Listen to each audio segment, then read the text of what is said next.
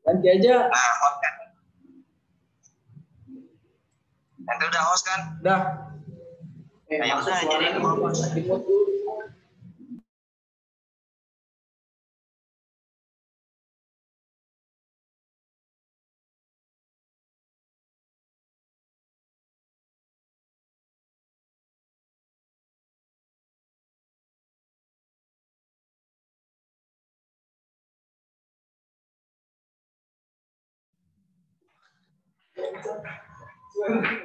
Baik, Bapak Ibu. Kita mulai Bapak Ibu ya. Mohon maaf karena mendadak mati lampu di sini. Baik, berhubung pembicaranya sudah hadir, kita mulai. Bismillahirrahmanirrahim. Assalamualaikum warahmatullahi wabarakatuh. Innalhamdalillah nahmaduhu wa nasta'inuhu wa nastaghfiruh wa natubu ilaihi wa na'udzu billahi min syururi anfusina wa min sayyiati a'malina may yahdihillahu fala mudhillalah wa may yudhlil falan tajida lahu waliyyan mursyida. Asyhadu an la ilaha illallah wahdahu la syarikalah wa asyhadu anna Muhammadan abduhu wa rasuluhu la nabiyya ba'da. Allahumma shalli ala nabiyyina Muhammadin wa ala alihi wa sahbihi ajma'in. Amma ba'du.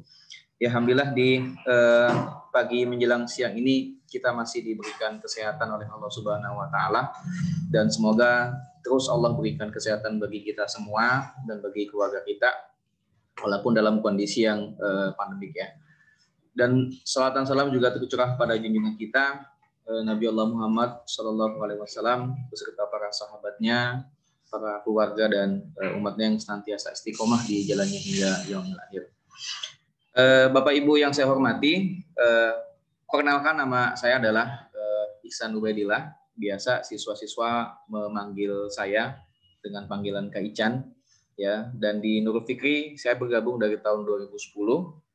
Kemudian diamanahkan sebagai pengajar BIP.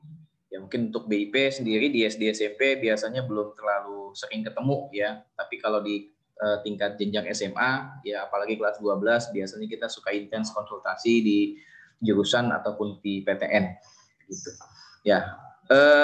Bapak Ibu yang saya hormati, mohon izin sebelumnya bahwa dengan segala hormat ya, kita mengundang dengan tujuan pertama memang untuk silaturahim, dan semoga ini menjadi langkah untuk saling bisa sharing dan berbagi ya Bapak Ibu semuanya ya. Kemudian juga sedikit banyaknya mungkin juga ada beberapa dari orang tua siswa yang sempat juga menanyakan kepada kami, Kak, di NF ini nggak ada kegiatan semacam parenting atau sejenisnya Kak gitu. Ya karena di beberapa tempat saya ada tuh Kak. Ya, makanya dengan alasan seperti itu dan kami rasa juga cukup perlu ya untuk bisa bersilaturahim, makanya kita buat agenda ini yang kemudian temanya pun kita sesuaikan dengan agenda-agenda yang akan kita lakukan di kemudian hari. Ya, adapun tajuk yang kita bahas hari ini adalah tentang bagaimana peran orang tua dalam merencanakan karir anak di masa depan. Ya, dan tentunya kita semua berharap bahwa anak kita akan mendapatkan segala hal yang terbaik dalam kehidupan ini, ya, dari sisi mungkin pekerjaan atau dari pendidikan, kesehatan, ya, dan seterusnya. Dan terutama memang yang biasa seringkali kita alami di NF ya, lebih banyak masalah ke pendidikannya, ya, terutama bagaimana kemudian peran orang tua dalam mengarahkan, kemudian bisa memberikan motivasi ya kepada anak-anaknya, ya, agar kemudian apa yang diinginkan bisa sinkron ya dengan apa yang kita harapkan, seperti itu. Dan tidak sedikit ya mungkin di antara kita semua Bapak Ibu yang menginginkan mengambil alih bahkan gitu ya, atau memang kita yang ingin nih untuk masuk ke jurusan ini gitu ya, atau nanti ke SMP seperti ini, SMA seperti ini gitu loh. Ya jangan sampai keinginan kita seperti itu kemudian memutus harapan ya, kemudian anak kita jadi mutung ya, atau jadi tidak semangat dan lain-lain. Nah oleh karena itu tema ini sangat berhubungan erat dengan hal seperti itu. Kiranya apa sih batasan-batasan yang bisa dilakukan oleh kita sebagai orang tua ya, kemudian ada tips-tips dan trik lainnya agar kemudian kita sebagai orang tua juga bisa berperan aktif ya dalam merencanakan karir anak kita ke depan. Nah, di tengah-tengah kita sudah ada pembicara ya dari Nurul Fikri, salah satu konselor parenting ya, yaitu Bapak Ahmad Baidowi. Assalamualaikum Pak Ahmad Baidowi. Waalaikumsalam warahmatullahi wabarakatuh. Gimana Pak? Sehat Pak Baidowi, Pak? Alhamdulillah sehat. Iya. Ya Pak, gimana Siang, nih Pak Bapak, untuk Ibu semua. materi hari ini Pak? Persiapan. Kita langsung share screen aja Pak ya? Boleh. Boleh. Oke, baik.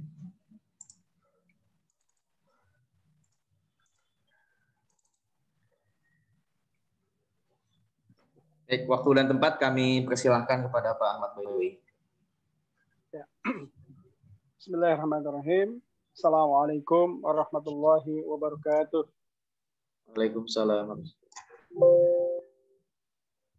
Alhamdulillahirrahmanirrahim. Wassalatu wassalamu ala rasulillah Muhammad bin Abdullah wa ala alihi wa sahbihi wa ansarihi wa junudihi wa man jahada fi sabilihi wa yudin amma ba'd. Faqad qala Allah Ta'ala wa huwa asdaqul qailin a'udzubillahi minasyaitonir rajim. Bismillahirrahmanirrahim. Ya ayyuhallazina amanu taqullaha haqqa tuqatih wa la tamutunna illa wa antum muslimun. Shadaqallahul azim. Yang saya hormati tentu saja Bapak dan Ibu orang tua siswa Nurul Fikri yang alhamdulillah pada siang hari ini, ya, pagi menjelang siang ini bisa bergabung dalam satu pertemuan ya, dengan tajuk peran orang tua ya, di dalam perencanaan karir anaknya. Bapak Ibu sekalian berbahagia, mungkin di antara kita ya, sering kali kita memunculkan pertanyaan-pertanyaan yang terkait dengan kehidupan anak kita di masa datang. Dan itu seringkali menjadi kegelisahan banyak orang tua. Karena kita sebagai orang tua tentu saja menginginkan anak-anak kita menjadi orang-orang yang sukses di masa depan. Dan kita tidak ingin meninggalkan anak-anak kita dalam keadaan lemah, ya, anak-anak kita dalam keadaan terlantar di masa depannya. Nah, seperti itu, ya, hampir seluruh orang tua biasanya mau ya mengorbankan apapun ya, demi kebaikan anak-anak mereka. Tentu saja niat baik seperti itu sangat kita apresiasi. Tapi tidak cukup hanya dengan ya, memberikan modal dalam bentuk materi, tapi orang tua harus terlibat penuh ya, di dalam pendidikan, ya, perencanaan pendidikan anak-anaknya. Agar kita bisa memastikan bahwa anak-anak kita betul-betul mendapatkan sebuah konsep pendidikan, suasana pendidikan, kondisi pendidikan yang betul-betul menyebabkan mereka siap di masa depan. Nah, sebelum kita bicara tentang peran orang tua, saya ingin mereview, ya, ingin melihat ulang ya, hal-hal apa saja yang sebenarnya paling berpengaruh terhadap masa depan anak kita. Bang Ican bisa dibantu klik Bang Ihsan materinya.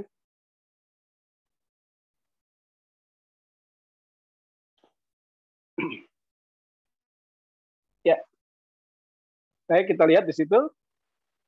Ketika seseorang lahir sampai kemudian dia meninggal dunia, maka dia tidak bisa lepas dari 3 ranah pendidikan yang akan dia lewati.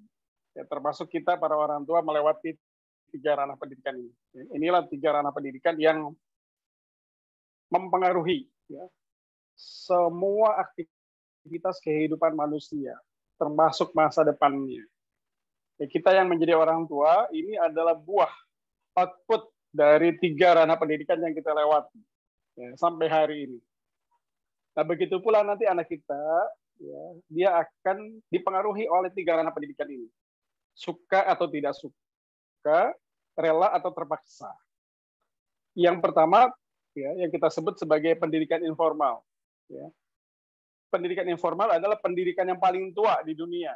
Ya, pendidikan yang paling pertama dan paling tua di dunia. Yakni pendidikan di lembaga keluarga.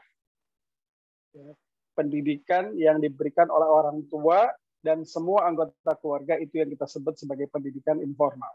Nah, inilah pendidikan yang paling tua yang pengaruhnya begitu sangat besar terhadap perkembangan anak-anak kita. Karena mereka bersama keluarga dalam jangka waktu yang sangat panjang, berinteraksi setiap hari. Oleh sebab itu, faktor keluarga menjadi faktor penentu keberhasilan atau kegagalan seorang anak. Di masa-masa lalu, sebelum munculnya lembaga sekolah, pendidikan informal menjadi pendidikan yang bisa jadi 100% pengaruhnya terhadap anak.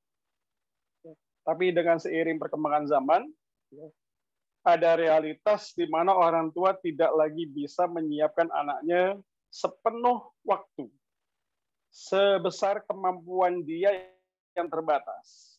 Maka muncullah lembaga sekolah, sebagai sebuah institusi yang juga turut mempersiapkan anak-anak untuk mencapai masa depannya, untuk mendapatkan skill dan pengetahuannya yang tentu saja orang tua tidak sanggup. Ya, tentu saja orang tua nggak sanggup misalnya mengajarkan matematika, fisika, kimia, biologi, sejarah gitu ya. Sulit ya menjadi pengajar tunggal untuk semua kebutuhan pendidikan anak, kita nggak bisa. Maka institusi sekolah ya muncul sebagai institusi yang membantu tugas-tugas di mana orang tua tidak bisa melakukannya sendirian. Kalau karena itu di masa-masa sekarang ini, ya, pendidikan informal ya, di keluarga ini punya pengaruh, juga pendidikan formal sekolah turut memberikan pengaruh terhadap anak kita. Dan jangan kita lupakan adalah pendidikan non formal, ya, pendidikan yang terjadi di masyarakat di luar sekolah.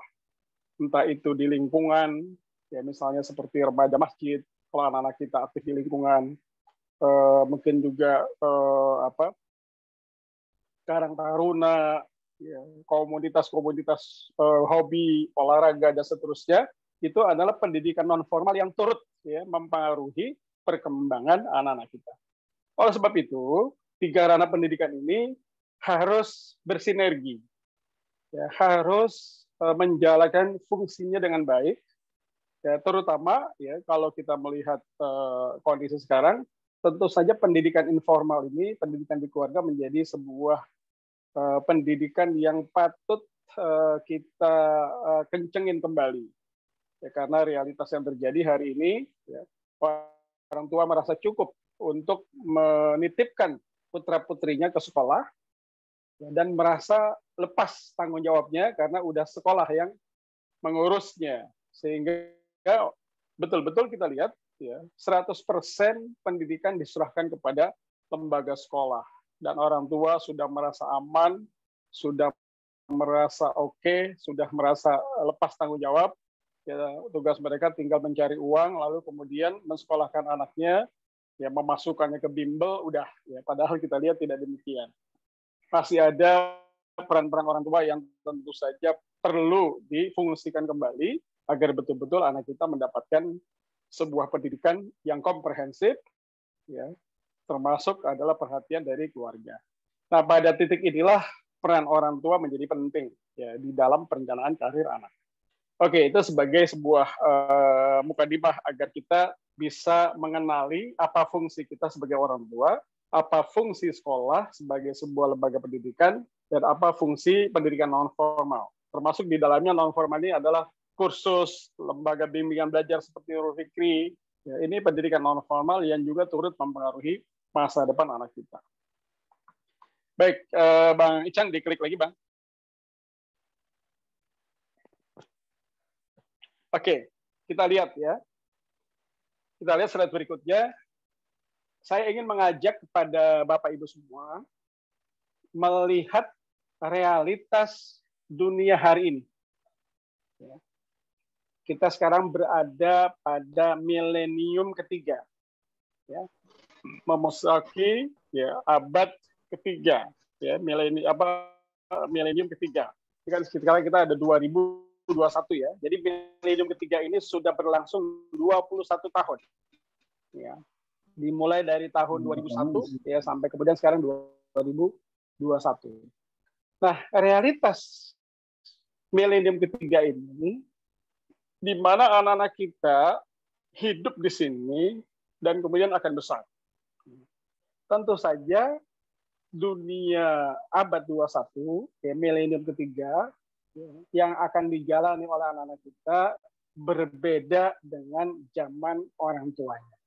Berbeda dengan zaman kita dulu. Saya hari ini usia insya Allah 52. Nanti di bulan Juni, ya, usia 52 tahun. Waktu saya sekolah, ya, di SD, kemudian SMP, lulus SMA di tahun 1988, ya, saya menemukan ada perbedaan yang sangat signifikan, ya, antara masa itu dengan masa anak-anak saya yang sekarang hidup di milenium ketiga ini. Perbedaannya begitu sangat jauh, ya, yang tentu saja ini memberikan kepada kita satu informasi bahwa anak-anak kita menghadapi satu zaman yang berbeda dengan kita, dan kita perlu siapkan juga dengan sesuatu yang berbeda. Jadi jangan sampai, ya, kita gagal, ya, mempersiapkan anak kita karena kita mempersepsi zaman anak kita adalah zaman, ya, zaman kita, bukan. Nanti kita lihat berbagai macam perbedaan-perbedaan yang muncul, ya, dengan realitas hari ini. Nah, oleh sebab itu, ya, realitas hari ini perlu kita baca secara cermat, ya, agar orang tua bisa mengenali kira-kira peran apa yang harus kita mainkan agar anak-anak kita, ya, bisa sukses, ya, dengan realitas zamannya yang berbeda dengan kondisi kita. Silakan Bang Ican diklik lagi. Nah, coba kita lihat, ya, apanya sih yang membedakan zaman ini, milenium ketiga abad 21 dengan zaman-zaman sebelumnya. Ya, saya kutip ini pernyataan dari Profesor Muhajir Effendi, pernah menjadi Menteri Pendidikan, ya. Saya lupa pada masa presiden siapa gitu, ya. Beliau mengatakan bahwa milenium ketiga atau abad 21 ini punya ciri khas, ya, punya ciri khas yang belum dimiliki oleh abad-abad sebelumnya. Apa itu? Ya, yang pertama adalah tersedianya informasi yang melimpah di mana saja dan kapan saja. Jadi zaman ini informasi begitu sangat melimpah, banjir informasi. Bahkan, ya, banyaknya informasi mengalahkan kemampuan kita di dalam mengikuti informasi itu. Ya. Dulu waktu zaman saya SMA atau kuliah, ya, informasi terbatas. Akses untuk informasi kalau kita mau bikin katakanlah skripsi, mau bikin makalah gitu, ya, maka informasinya hanya tersedia di perpustakaan-perpustakaan saja. Ya, saya ingat banget, ya, kalau ada tugas di SMP atau SMA kita akses ke perpustakaan. Yang paling lengkap Perpustakaan Nasional yang di Salemba. Ya, pernah juga di perpustakaan daerah, ya, di Jakarta Selatan ada di Mestik. Kemudian kita juga ke Kuningan, ya, Sumantri Bojonegoro. Ya, kita baca buku, ya. Susah banget, ya, udah masuk di perpustakaan, ya, kita nggak ketemu dengan bukunya. Atau kita nggak tahu informasi kita itu ada di buku mana. Sehingga untuk mencari informasi tersebut, kita harus tahu bukunya, ya, bukunya ada di mana, lalu kita baca, baru kita akses. Membutuhkan waktu yang cukup panjang, ya, untuk mengakses informasi. Kadang-kadang udah dapat bukunya, ya, kita nggak bisa pinjem, karena ada buku yang nggak boleh dipinjam, tapi harus dibaca di sana, atau di fotokopi. Ya, pas kita mau fotokopi, oh fotokopinya mahal lagi, ya kan? Selembarnya mahal. Ya, ini kita lihat. Akses informasi terbatas sekali kita. Tapi hari ini anak-anak kita itu mengakses informasi begitu banyak, begitu cepat, di mana saja, kapan saja. Gurunya lagi menjelaskan, katakanlah pelajaran sejarah. Gurunya lagi menjelaskan sebab-sebab terjadinya perang di Penogoro. Dia tinggal tulis, ya, di googling, klik keluar, ya, semua informasi tentang sebab-sebab terjadinya perang di Penogoro. Ya, gurunya lagi jelasin sebab pertama dia udah bisa baca duluan tuh, sebab pertama, kedua, ketiga, keempat bisa dia.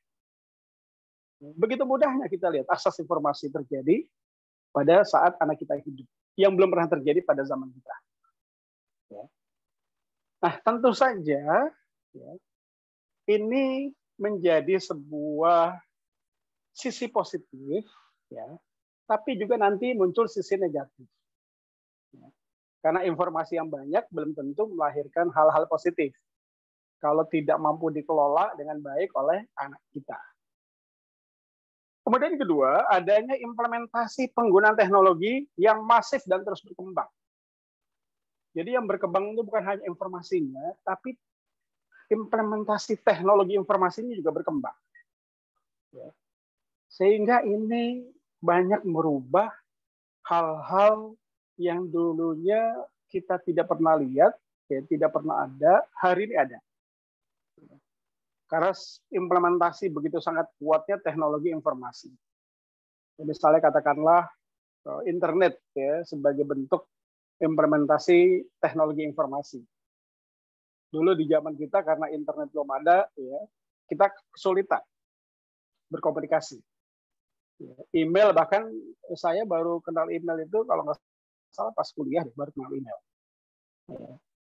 SMA belum kenal email waktu itu. Nah, sehingga kita lihat dengan implementasi teknologi informasi seperti ini yang masif dan terus berkembang, ya, bahkan perkembangannya lebih cepat dari kemampuan kita untuk membacanya, memilikinya, maka bisa jadi ya, yang namanya teknologi itu cepat basi. Ya.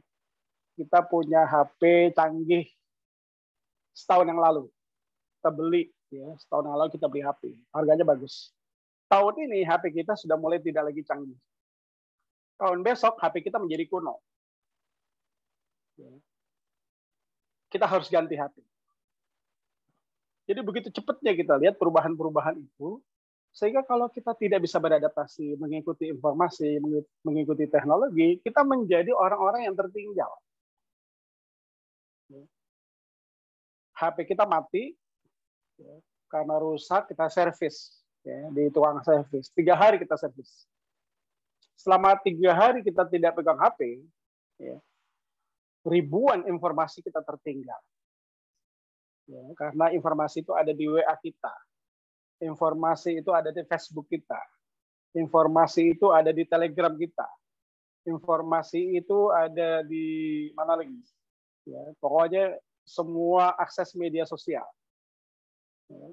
Sekarang ini kalau kita kerja ya di Nurul Fikri, semua informasi ya, yang digunakan oleh kantor terhadap pengajar-pengajarnya, terhadap karyawannya, itu semuanya medianya lewat media informasi semua, lewat WA. Ya, kalau WA kita mati, ya, maka informasi kantor kita ketinggalan. Ya, informasi rapat kita nggak tahu, link Zoom-nya kita nggak tahu juga. Ya. Maka mau tidak mau, kita harus selalu mengikuti teknologi perkembangan yang selalu berubah dengan cepat. Ya. Ini menunjukkan betapa dunia abad 21 berbeda banget dengan dunia kita.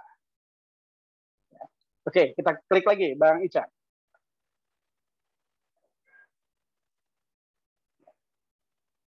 Nah, tentu saja teknologi ini karena dia adalah sesuatu yang netral ya, maka dia bisa menjadi sisi positif dan bisa menjadi sisi negatif.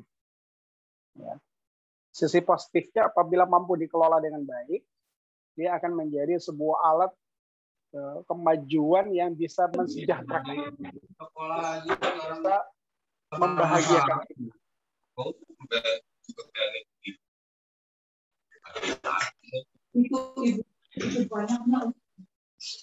Halo, masih ada suara-suara, bisa di mute, Bang. Ya Allah, itu kan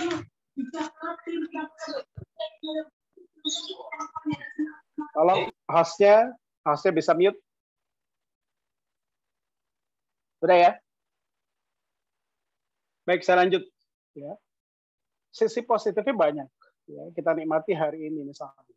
Jadi pandemi yang kita hadapi hari ini, ya, ini adalah ujian Allah, ya, di mana termasuk kita di bangsa Indonesia, pandemi ini merontokkan banyak sendi-sendi kehidupan kita, ya, baik sendi ekonomi, ya, budaya, sosial masyarakat, yang hampir setahun ya, besok masuk, udah setahun bahkan ya, setahun ini udah kita mengalami pandemi, banyak sendi-sendi masyarakat rontok. Ya. Perusahaan banyak yang gulung tikar, ya.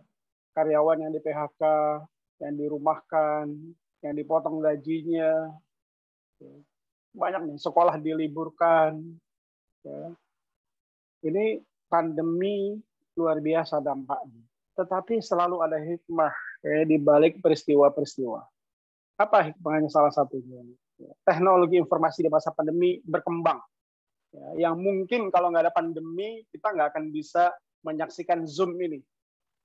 Ya, jadi Zoom ini sebenarnya udah cukup lama, ya, tetapi dunia belum mengenalnya. Hanya dipakai oleh kalangan-kalangan terbatas, ya, oleh kalangan akademisi, oleh berbagai perusahaan-perusahaan yang besar. Tapi setelah pandemi, ya, teknologi Zoom ini dikenal bahkan oleh anak TK dan anak SD sekalipun. Ya.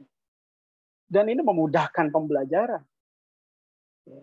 Kita kemarin Lebaran ya, tahun lalu kan nggak sempat berlebaran tuh ya, beli baju aja kita enggak kan ya, sholat id juga enggak, sholat id di rumah. Tapi dengan Zoom kita bisa ketemu dengan saudara kita yang ada di luar daerah. Ya, bisa zooman, sambil Idul Fitri itu zooman dengan saudara di Solo, saudara di Palembang, saudara di Aceh. Di Nurul Fikri juga luar biasa. Dulu kalau ada tes pengajar di Aceh, saya salah satu pengetesnya berangkat ke Aceh. 3 hari, 2 hari berangkat di Aceh, ngetes ya, calon pengajar di Aceh. Nurul Fikri harus ngeluarin uang ya, buat pesawat, buat hotel, buat akomodasi, uang saku. Hari ini kalau ada tes pengajar di Aceh, saya nggak perlu ke Aceh. NF nggak perlu beliin segala hal, akomodasi. Ya, saya cukup di rumah, ya. Calon pengajarnya juga tes di rumah atau di NF Aceh, kita bisa tes ya, dengan harga yang murah. Ya, ini salah satu sisi positif dari teknologi. Tapi tentu saja, ya, yang namanya teknologi juga ada sisi negatif. Apa sisi negatifnya? Terutama buat anak-anak kita. Jadi abad 21 ini, ya, karena makin mudahnya akses informasi, maka informasi itu masuk tanpa ada screening. Jadi kemampuan untuk memilih dan memilah, inilah yang menjadi problema ya, generasi kita. Ya, semua masuk ya, tanpa kecuali. Yang baik, yang buruk, yang bermanfaat, yang hoax, yang valid, yang akurat, yang brengsek, semuanya bisa masuk. Ya. Dan akibatnya apa? Akibatnya dia bisa menggerus nilai-nilai, etika-etika, moralitas anak-anak kita. Ya, karena mereka tidak memiliki kemampuan untuk memilih dan memilah antara baik dan buruk, dan kontrol orang tua hampir-hampir juga minim ya, di dalam kondisi seperti ini.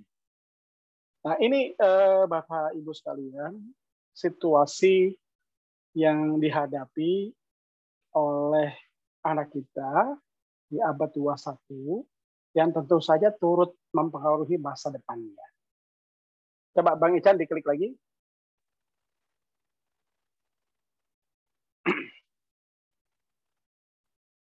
Nah, dilewatin aja Bang. Ya, ini dilewatin aja. Klik lagi Bang. Silakan diklik lagi Bang. Ya, oke ya. Nanti PowerPoint-nya Bang bisa dibagiin ke Bapak Ibu peserta Bang ya. Nah, biar nanti bisa jadi oleh-oleh buat orang tua. Iya, insya Allah Pak. Baik, saya lanjut ya. Nah, dalam realitas seperti inilah anak-anak kita mendapatkan satu tantangan yang berat. Ya. Satu situasi kondisi yang kalau tidak kita persiapkan, maka anak-anak kita menjadi generasi yang tidak mampu eksis atau kehilangan masa depan, ya, atau kehilangan jati diri, ya, dan akibatnya tidak menjadi pemenang dalam kompetisi yang begitu sangat berat, ya, di antara berbagai macam bangsa yang ada di dunia. Ya. Dan kalau itu terjadi, bangsa kita, bangsa Indonesia, hanyalah menjadi budak di negerinya.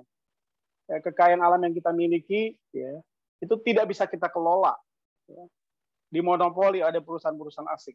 Dan tanda-tanda itu sudah mulai nampak. Ya. Kalau kita tidak pandai-pandai mengelola ini.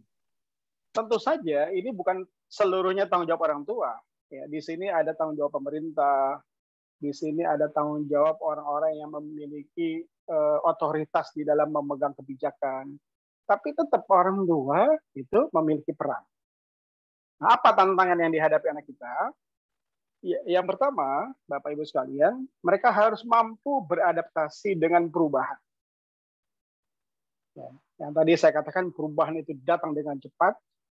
Ya, mereka harus mampu beradaptasi, menyesuaikan diri dengan perubahan itu, agar perubahan itu tidak menggilas mereka. Agar teknologi informasi itu bukan menjadi alat yang mematikan, tapi menjadi alat yang membuat mereka eksis dan bisa berprestasi.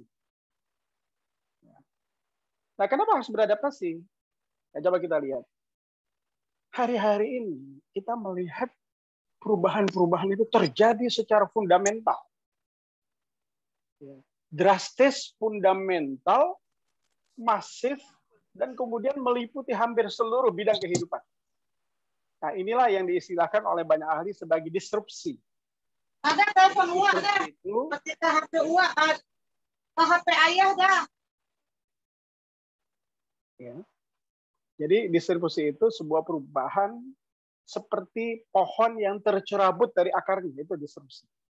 Jadi perubahannya begitu sangat total, ya, yang kita lihat hari ini bisa jadi sangat membahayakan atau mengkhawatirkan, paling tidak. Misalnya ya, saya kasih contoh. Dalam aspek katakanlah profesi aja, pekerjaan. Kan salah satu nanti yang kita perlu timbang-timbang ya dengan masa depan anak kita adalah biar nanti kita bisa memilih profesi yang tepat, ya. Profesi yang tepat, profesi yang betul-betul pas buat dirinya, sehingga dia bisa eksis, ya, bisa berprestasi, bisa berkontribusi, bahkan kita pengennya di dalam kehidupan ini. Dia tidak menjadi orang yang terpinggirkan, menjadi orang yang termarginalkan, ya, lalu kemudian tidak bisa tampil, ya, di dalam kehidupannya. Ini yang kita khawatirkan. Nah, di profesi-profesi hari ini banyak sekali disrupsi. Coba Bapak Ibu amati di sekitar. Profesi tertentu yang dulu eksis hari ini sudah hilang. Profesi yang belum ada hari ini sekarang muncul, bahkan eksis. Yang hilang misalnya kita lihat, kalau sekarang kita masuk tol, ya, tidak ada lagi yang namanya penjaga pintu tol. Ya. Semuanya diganti oleh e-tol.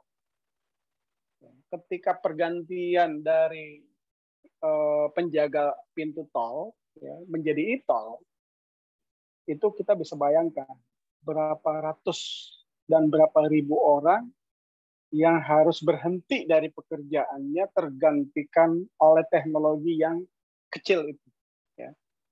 Sederhana e-tol itu. Tergantikan itu semua. Ya. Kita lihat misalnya profesi katakanlah kalau kita ke Giant, ya, ke berbagai tempat di perbankan, itu kita akan ketemu dengan petugas yang melayani kita, ya, entah itu kasir kalau di Giant, atau kalau di bank itu teller, ya. Jadi kalau kita ke bank itu ada teller, ada customer service. Teller itu melayani kita. Kalau kita mengambil uang, mau narik, mau nyimpen, mau nabung gitu ya, mau lihat saldo, mau cetak buku tabungan kita ke teller itu. Sekarang coba perhatiin. Banyak bank sudah mulai menutup cabang-cabangnya. Atau kalau dia tidak menutup cabang, dia mengambil satu gedung yang minim. Ya. Tidak gedung yang luas seperti dulu. Ya. Saya pernah lihat kalau di sini di Kalimalang itu ada BCA. Dulu itu kalau kita masuk ke BCA, ya, itu outletnya, ya, outlet tempat kita dilayani oleh teller, itu bisa banyak. Ada di atas 10, bisa 12, bisa 15. Dan semua outlet itu penuh. Ngantri kita. Ya, pakai nomor kan ngantri. Ya, dibagi-bagi. Sekarang kalau kita lihat, kalau kita gebang, outletnya udah mulai berkurang jauh. Dan nggak ngantri lagi. Ya, saya kemarin belum lama, ya baru 2 hari lalu ke Bank BRI Syariah, sepi banget. Ya. Sepi itu bukan berarti bank itu nggak laku. Ya, ada sebuah perubahan, ya, yang dilakukan oleh bank dalam hal layanan. Ya, sehingga menyebabkan orang tidak lagi harus datang ke bank untuk narik uang atau untuk mengambil uang dan seterusnya, atau menyimpan uang. Ya. Tidak juga ATM. Sekarang pakai lewat apa? Lewat M-Banking. Pakai M-Banking. Ya. Kita mau transfer sama anak kita jam 1:30 malam, ya, telepon, ya, butuh uang nih ya, ini ada kegiatan besok pagi. Ada berapa? Ya, kita transfer M-Banking. 1:30 sampai besok langsung bisa. Nah, akibatnya dengan kemajuan teknologi seperti ini, teller, ya, kemudian kasir, itu banyak yang tidak lagi kepake. Apalagi gaya belanja kita ada berubah. Sekarang Giant di berbagai tempat tuh sepi. Pasaraya banyak yang tutup. Pasaraya Blok M tutup. Pasaraya Manggarai tutup. Ya, di Bekasi ada Giant di Pekayon tutup. Ya. Kenapa tutup? Karena orang berubah gaya hidupnya termasuk gaya belanja. Ya. Di abad sekarang orang lebih suka belanja online. Ya. Belanja online itu bahkan dianggap lebih mudah dan lebih menguntungkan. Kalau kita belanja ke Blok M, misalnya gitu ya, kalau Bapak Ibu yang di situ di Jakarta Pusat mungkin belanjanya apa yang terkenal, Cempaka Putih kali ya, atau apa. Pokoknya mal-mal di sana lah gitu ya, di Rawamangun segala macam. Kita paling tidak kalau rumah kita dekat, kita ngeluarin motor, butuh waktu sejam. Kadang-kadang nggak dapat, kalau bawa mobil nggak dapat ininya, nggak dapat parkirannya kadang-kadang. Sampai sana kita harus jalan, lihat-lihat segala macam. Butuh waktu sejam atau 2 jam, pulang nggak bawa apa-apa. Ya. Tapi dengan online kita bisa pilih-pilih, ya, barang-barang yang lebih murah, ya, dapat diskon pula, ya. Kita tinggal pilih di tempat tidur, tungguin di depan rumah, datang dia segera, cepet. Ya. Begitu juga kalau pesan makanan, nggak perlu hujan-hujanan, ya. Pesan sate hujan-hujanan keluar rumah nggak perlu. Ya. Sate udah ada di depan pagar rumah kita, tinggal kita bayar. Nah, model-model kemajuan ini memberikan sebuah pengaruh terhadap berbagai profesi. Maka banyak profesi yang hilang dan muncul profesi-profesi baru. Nah, tentu saja ini harus bisa diadaptasi.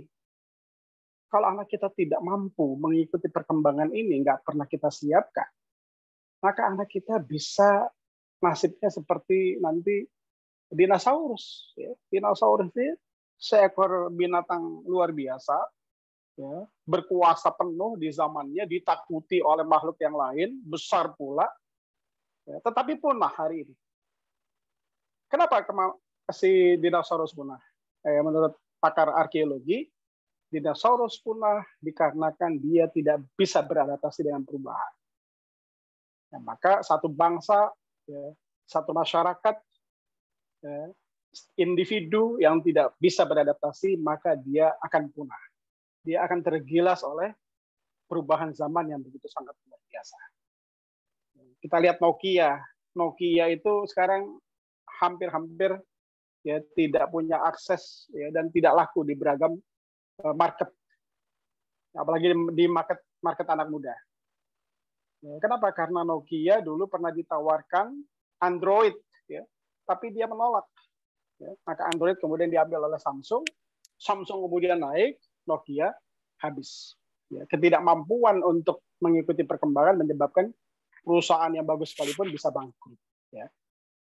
Itu tantangan anak kita ya, ke depannya. Yang pertama, dia harus mampu bisa beradaptasi agar tidak tergilas oleh zaman.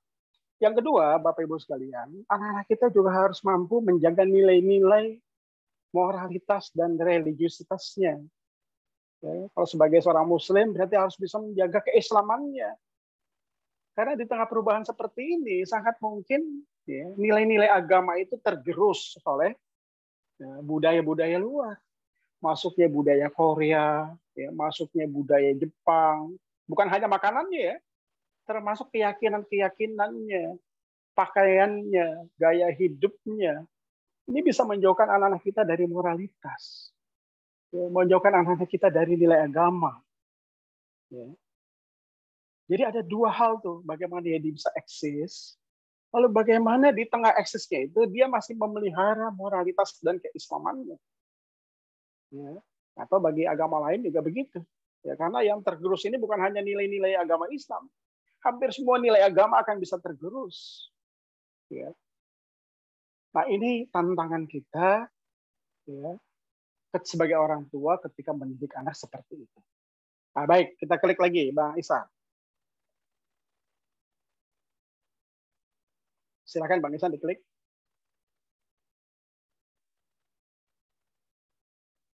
Nah, lalu apa peran orang tua?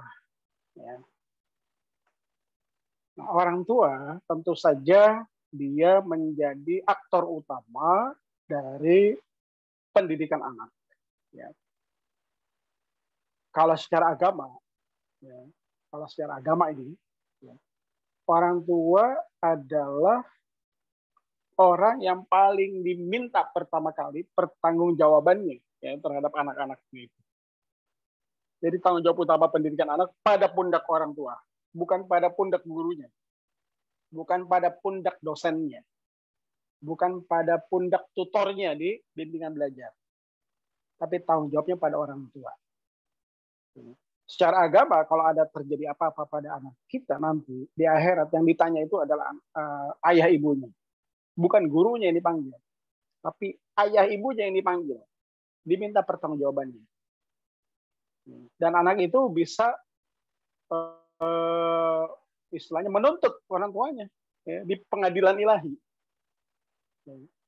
Wahai Tuhan, ya Allah, saya ini nggak terima ya kalau saya dihukum harus masuk neraka. Karena saya seperti ini akibat ulah orang tua saya yang tidak pernah memberikan pendidikan moral, tidak pernah memberikan pendidikan agama pada saya. Maka gugatan seorang anak itu ya, diterima atau tidaknya dipanggillah kedua orang tuanya. Jadi orang tua ini punya peran besar, ya, punya tanggung jawab besar untuk pendidikan putra-putrinya. Dia nggak bisa lepas tangan. Dia nggak boleh puas hanya memberikan anaknya itu fasilitas materi. Udah merasa disekolahin di tempat yang bagus, bimbel yang bagus, gitu ya, sekolahnya yang bagus, guru privat yang bagus, berarti udah enggak. Ya. Orang tua harus punya peran besar di dalam pembentukan anak. Nah, apa yang menjadi peran orang tua? Yang pertama adalah dia harus punya fungsi sebagai motivator. Dia harus menjadi orang-orang yang bisa memotivasi putra-putrinya, ya, memberikan motivasi, memberikan dorongan, ya, agar mereka itu ya bisa sukses. Kenapa motivasi? Karena motivasi itu adalah ibarat kendaraan, dia itu bensin. Jadi motivasi adalah bensin bagi sebuah kendaraan. Ya. Kalau kita punya kendaraan mewah, ya, punya Pajero, punya Fortuner, bagus nih ya, harganya mahal, bodinya cakep, teknologi mesinnya bagus, AC-nya dingin, kursinya empuk, ya. Tapi kemudian ternyata Pajero kita, Fortuner kita tidak terisi bensinnya nol, bensinnya kosong. Maka mobil yang bagus itu nggak ada gunanya, nggak bisa jalan.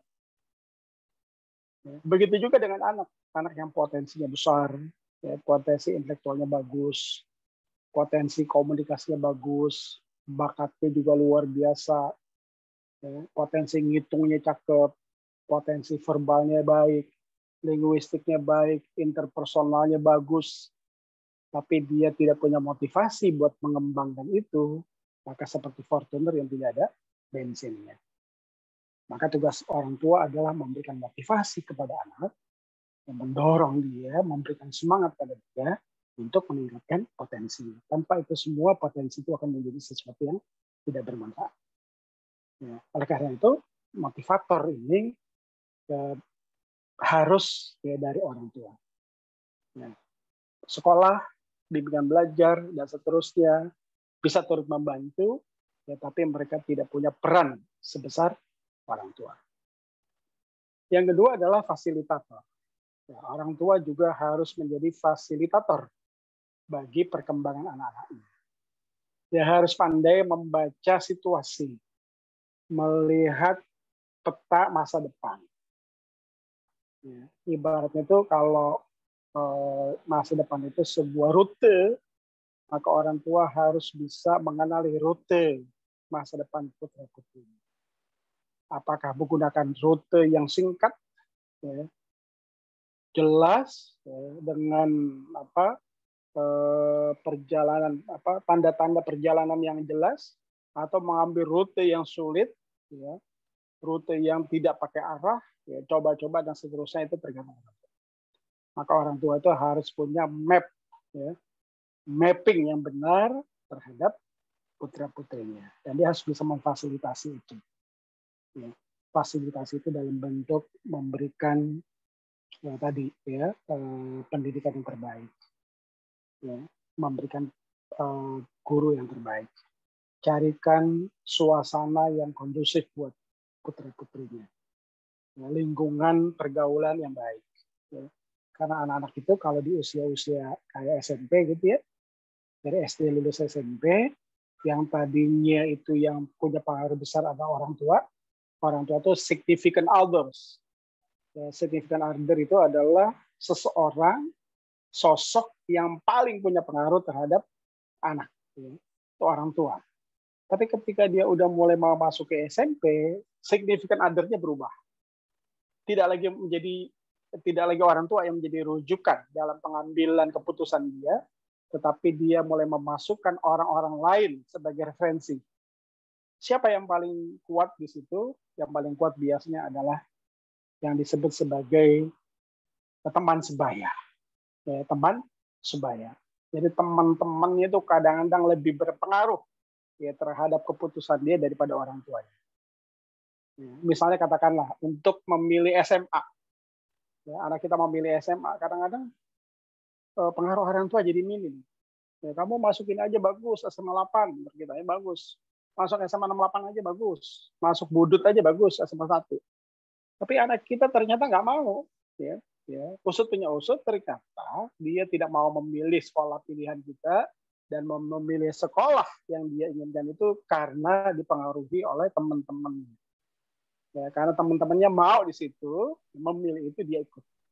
Dan dia bersikeras untuk berani berbeda dengan orang tuanya demi mengikuti teman-temannya. Nah, ini yang kita sebut sebagai teman sebaya. Ya. Nah, apalagi nanti di SMA. Ya, ketika anak kita kelas 12 SMA, wah itu banyak lagi tuh significant other-nya, bukan hanya orang tua, bukan hanya teman sebaya, tapi yang lainnya mulai bisa masuk. Ya. Anak udah semakin independen, ya, memilih pilihannya sendiri. Nah, meskipun kita memberikan keleluasaan pada anak kita, tapi orang tua hendaknya bisa memfasilitasi, ya, dengan sebaik-baiknya, bisa mengarahkan dengan sebaik-baiknya, sehingga anak kita itu tidak salah pilih, tidak salah jalan, dan seterusnya. Nah, kemudian fungsi monitoring, melakukan pemantauan. Jadi anak-anak kita ini ketika dia sudah SMA, ketika sudah kuliah, maka kita tidak lagi bisa mengontrolnya 24 jam. Ya, tidak bisa memonitornya 24 jam. Kalau anak TK masih kita monitor, paling mainnya di tetangga sebelah. paling jauh beda gang. Beda gang aja itu nggak berani anak. Ya, tapi anak SMA yang udah kuliah, wah itu udah sulit dikontrol 24 jam. Kuliahnya di daerah, kita tinggal di Jakarta, dia kuliahnya di Palembang. Selama 1 semester, ya, kita tidak bisa mengontrolnya dia ada di mana. Ya. Maka ya, untuk hal seperti ini orang tua harus punya kemampuan monitoring lewat apa? Menumbuhkan kejujuran pada anak. Ya, sehingga anak itu bisa jujur dengan yang dia lakukan. Meskipun tidak dikontrol oleh kita bisa menumbuhkan yang namanya self-control, kontrol diri. Ya, bahwa memang ayah, ya, ibu tidak ada di samping kalian. Ya, tapi ya, ayah ibu percaya bahwa kalian bisa menjaga diri. Bahwa kalian jujur ya, dengan omongan kalian. Nah, kita bentuk itu kejujuran itu, maka kemudian dia bisa jujur. Ya, meskipun tidak dibawa kontrol kita 24 jam. Lalu terakhir, orang tua sebagai evaluator ya, terhadap belajar anak. Ya. Nah, ini beberapa peran-peran yang mesti kita mainkan ya, sebagai orang tua ya, di dalam perencanaan pendidikan anak-anak kita. Dan klik lagi, satu lagi, Bang Ican.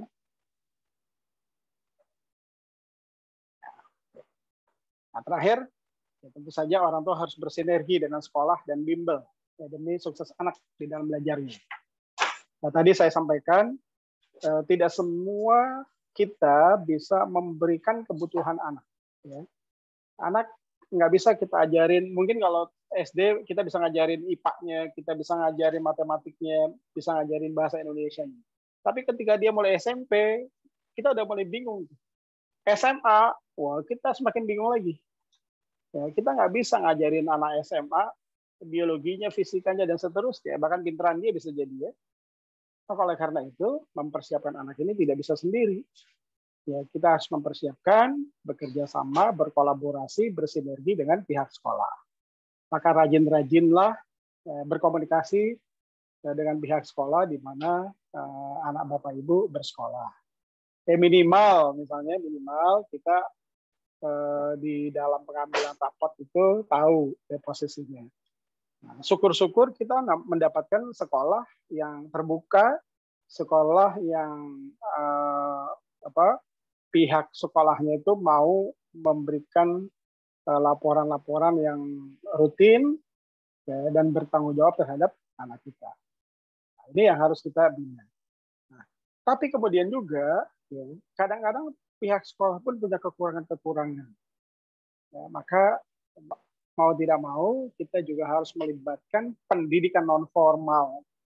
Misalnya bimbel, ya, Nurul Fikri ini salah satu bimbel, ya, bentuk pendidikan non formal yang memiliki perhatian ya, terhadap kemajuan belajar anak, dan kita punya visi anak kita itu maju bersama Allah menuju masa depan cemerlang.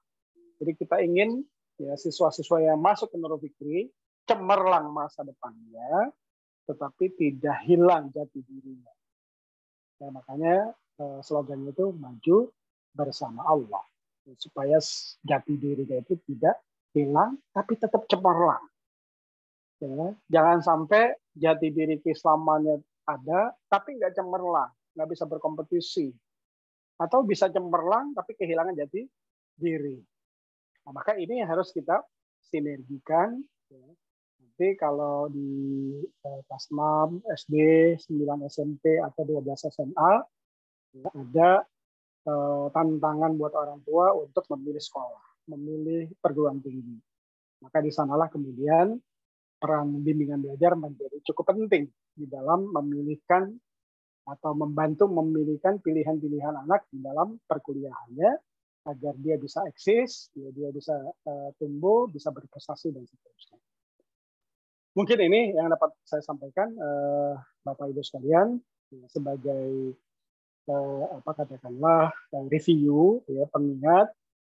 Saya yakin Bapak Ibu sekalian bukanlah orang yang buta ya terhadap pendidikan, bukan orang yang nol, gitu, bukan seperti gelas kosong, ya, tapi tentu Bapak Ibu adalah orang-orang yang juga mengikuti pendidikan Oleh sebab itu, ya saya tidak punya pretensi untuk mengajarkan, tapi ini sharing ya supaya kita bisa saling mengingatkan, bisa saling menyiapkan diri, agar supaya pendidikan anak kita menjadi pendidikan yang betul-betul berkualitas. Baik, itu dari saya. Ya, mungkin kalau nanti ada tanya jawab, ya, dipersilakan. Kemudian saya kembalikan ke Bang Chan sebagai MC dan moderator. Silakan, Bang. Baik, terima kasih kepada Pak Ahmad Baidowi yang sudah menyampaikan materinya yang tentu banyak ya kita dapat insight ya, dapat informasi baru tentang apa hal yang kita persiapkan perencanaan karir anak kita ke depan. Bapak Ibu sekalian, kita buka untuk sesi sharing ya dan tanya jawabnya. Untuk pertanyaannya bisa ditulis di chat atau kalau memang ada yang ingin diaktifkan mikrofonnya juga dipersilakan. Untuk termin pertama dipersilakan untuk dua penanya, dipersilakan bagi Bapak Ibu yang ingin bertanya atau ingin sharing diaktifkan saja mikrofonnya atau bisa ditulis di kolom chat. Silakan Bapak Ibu.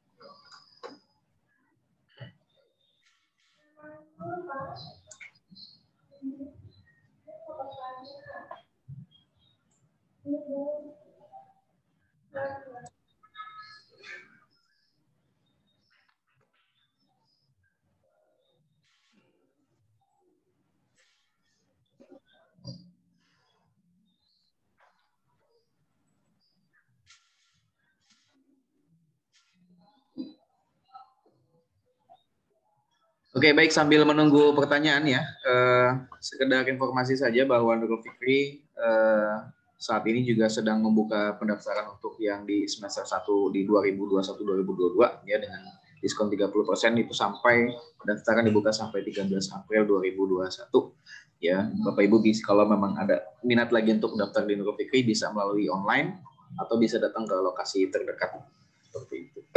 Dipersilakan bagi Bapak Ibu yang ingin bertanya atau ingin sharing tentang pengalamannya.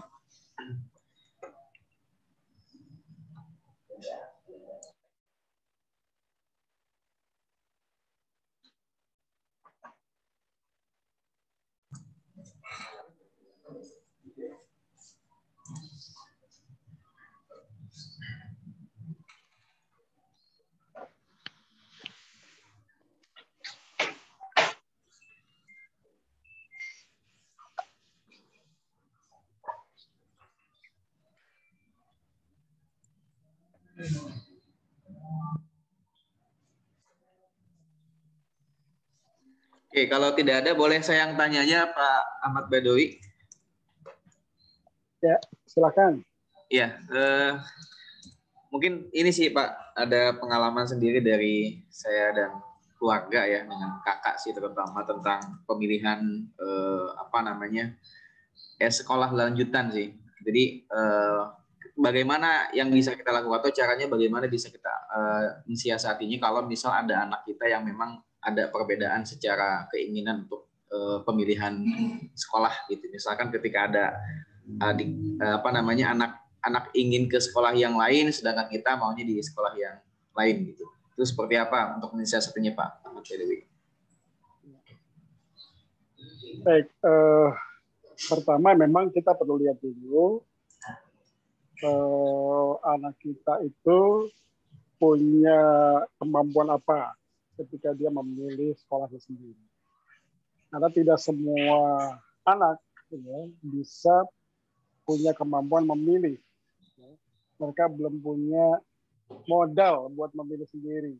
Misalnya anak SMP memilih SMA itu belum punya modal. Ya, meskipun dia suka, bisa jadi sukanya itu tidak didasari pada informasi yang valid.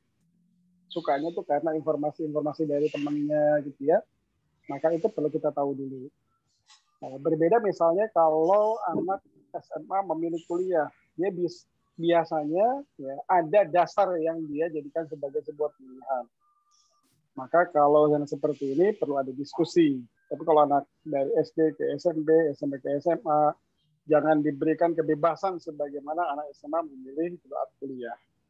Ya, peran orang tua lebih penting di saat SD ke SMP atau SMP ke SMA.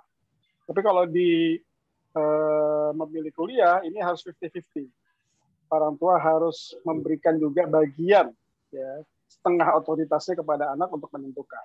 Maka di situ bisa diskusi, bisa sharing, ya, kenapa kamu menjadikan kedokteran sebagai pilihannya, atau kenapa kamu memilih sastra Jawa sebagai pilihannya. Karena sastra Jawa punya masa depan menurut kamu. Ya. Kita tanya hal-hal seperti itu. Kira-kira apa jawaban dia? Ya, tapi kalau dari SD ke SMP, ya itu anak pasti memilihnya ikut-ikutan. Ya, maka kita yang harus punya otoritas besar karena kita yang tahu. Nah, jadi dilihat juga dalam level apa. Nah, tapi yang penting adalah memberikan kesempatan anak untuk bercerita, kesempatan anak untuk mengeluarkan argumentasinya. Jadi nanti kalau seandainya kita mengambil keputusan, yaitu dirasakan oleh anak sebagai sebuah keputusan bersama, ya, bukan keputusan orang tuanya saja. Nah, kalau keputusan bersama, maka anak akan mau bertanggung jawab karena dia merasa punya andil di dalam keputusan itu. Tapi sebaliknya kalau orang tuanya yang mengambil keputusan 100% secara penuh, maka anak akhirnya bilang, itu kan bapak yang mengambil keputusan, bapak aja yang kuliah sana sama bodoh, itu bukan pilihan saya. Maka anak nggak bertanggung jawab dengan pendidikannya, karena dia merasa dia itu dipilihkan, bukan pilihannya sendiri. Nah, ini yang sering terjadi pada anak-anak kita. Oleh karena itu, ya harus dibuka komunikasi yang seluas-luasnya, karena harus dibiarkan bicara, orang tua juga harus banyak mendengar. Ya, jadi mendengar yang menjadi pendengar yang baik kelihatannya menjadi sesuatu yang perlu kita pelajari. Ya, kadang-kadang kan kita menjadi pembicara yang baik, belum sukses menjadi pendengar yang baik ya bagi anak-anak kita. Itu Bang Ican. Baik, terima kasih Pak Ahmad Badwi. Ada beberapa pertanyaan yang masuk di kolom chat. Saya bacakan ya Pak Badwi. Pertama, dari Bapak Imamuddin Ahmad, izin bertanya, yang penuh perjuangkan adalah mendisiplinkan anak. Kami keburu terlalu dekat seperti teman dengan anak. Jadi jika disiplin untuk jadwal sekolah, tugas sholat sering tidak diindahkan. Mohon pencerahannya, Pak. Seperti itu, Pak. Ya, baik. Salah satu PR kita memang ya, termasuk saya sebagai orang tua, ya, bagaimana kita bisa menumbuhkan kesadaran, ya, kesadaran yang tinggi pada anak-anak kita terhadap sesuatu yang memang baik, ya, sehingga ketika dia melakukan itu, dia melakukannya bukan karena perintah orang tuanya, bukan karena takut, tapi dia menyadari bahwa itu adalah kebutuhannya, ya, bahwa itu ada sesuatu yang memang akan baik bagi masa depannya. Nah, menumbuhkan inilah yang kemudian nanti akan melahirkan sebuah kedisiplinan. Ya. Jadi kalau secara psikologi itu artinya kita harus betul-betul bisa menjelaskan apa benefit yang dia dapatkan kalau dia melakukan ini. Dan apa kerugiannya yang dia akan terima kalau dia tidak melakukan ini. Ya, ini yang perlu kita kondisikan. Nah, itu modal kedisiplinan itu ada disiplin. Nah, tapi tentu saja di dalam perjalanannya, ya, kadang-kadang dia mengalami kelemahan, dia mengalami demotivasi, dia mengalami penurunan semangat, itu wajar. Ya. Maka kemudian yang mesti dilakukan adalah mendiskusikan kira-kira kalau tidak melakukan ini, ya, apa yang diterima. Ya, gitu kira-kira ya. Kalau melakukan ini apa yang didapatkan. Jadi baratnya kita juga harus menerapkan yang namanya punishment and reward. Ya, ada hukuman bagi sebuah pelanggaran dan kelalaian, ada reward bagi sebuah keberhasilan. Ya. Dan memainkan reward dengan punishment itu harus seimbang, seperti kita memainkan rem sama gas. Ya. Ketika kita naik motor, naik mobil, rem sama gasnya harus seimbang. Jangan ngerem melulu. Ya, nggak pernah ngegas, atau jangan ngegas dulu nggak pernah ngerem, ya harus seimbang. Ya. Nah, dan itu memang tidak bisa dilakukan seketika, ya, tapi itu memang harus dibuat ya dibiasakan dalam masa-masa kecil. Ya. Jadi disiplin itu muncul adalah karena akumulasi sebuah kebiasaan-kebiasaan yang ditanamkan sejak kecil. Tetapi bukan berarti kemudian kalau kita mulai sekarang kemudian terlambat. Tidak ada kata terlambat. Tapi mungkin ya, effort kita, usaha kita harus lebih besar daripada kita melakukannya kecil ketika dia masih kecil. Itu aja. Ya.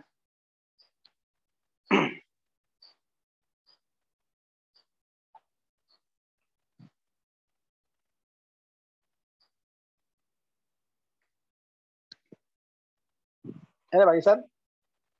Lagi? Ya, ada lagi Pak untuk pertanyaan yang lainnya dari Bapak Desta Bayu Pratama. Mohon izin, bagaimana cara jitu untuk membangun rasa percaya diri pada anak yang kurang pede? Seperti itu Pak. Ya. Jadi self confident, ya, percaya diri itu memang dia menjadi modal penting. Ya. Dan dia tidak lahir dengan sendirinya. Dia akan tumbuh dari proses interaksi, proses multi interaksi bahkan dari orang-orang sekitarnya. Ada satu tulisan ya, terkait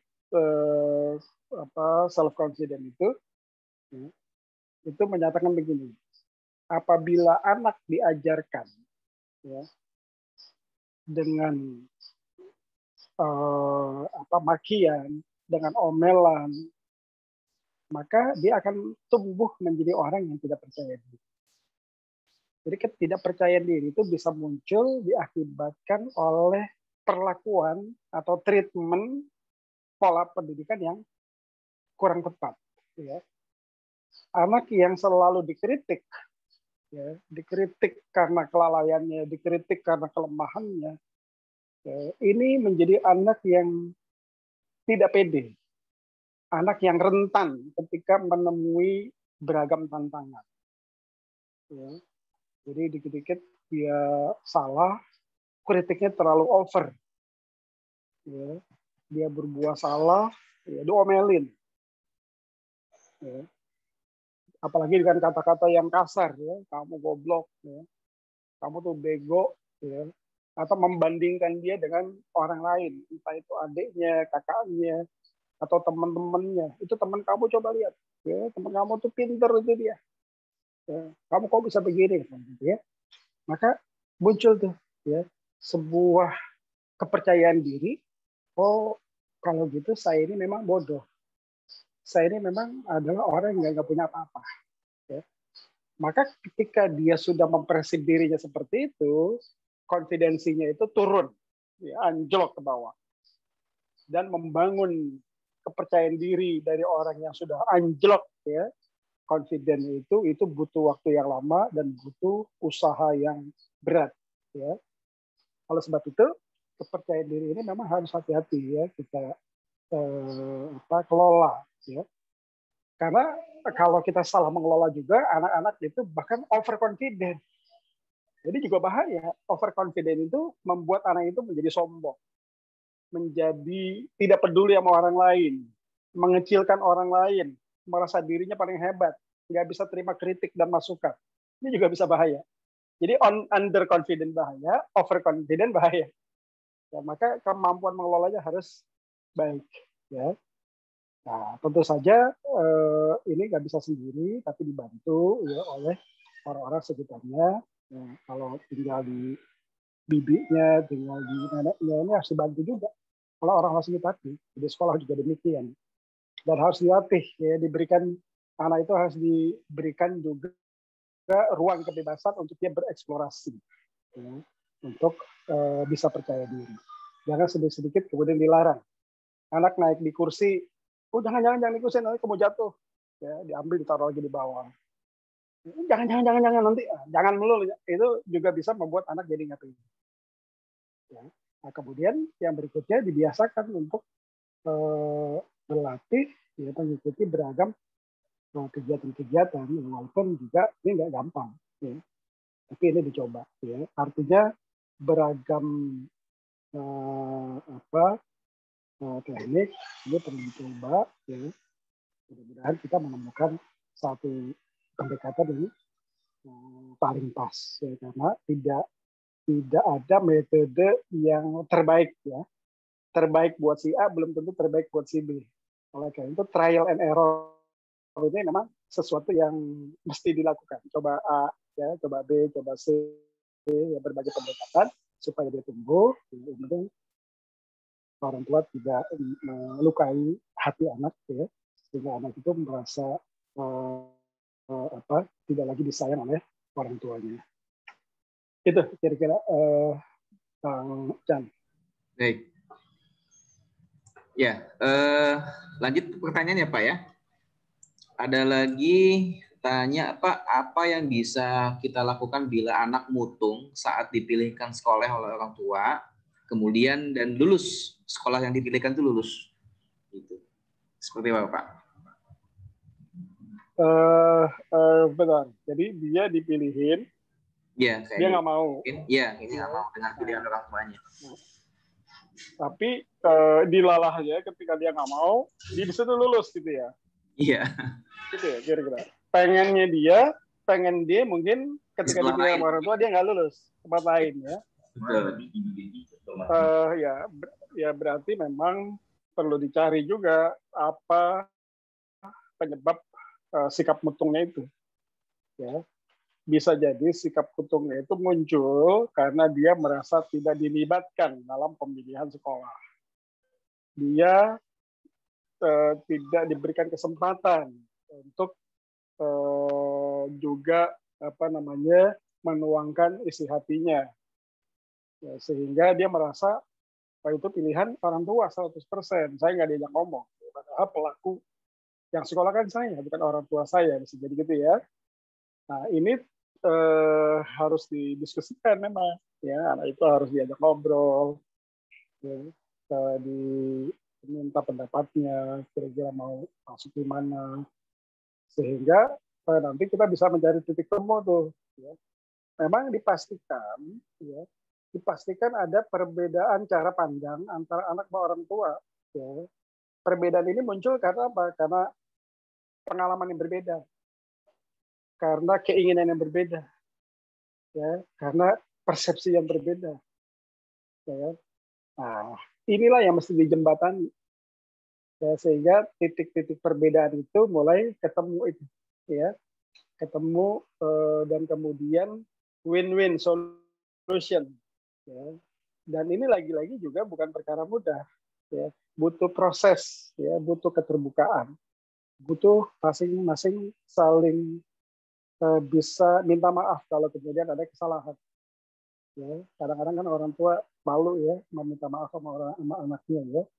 Padahal meminta maaf kepada anak itu tidak akan mencederai atau tidak akan menurunkan martabat orang tua. Ya, kehormatan orang tua nggak turun kalau dia meminta maaf pada anaknya.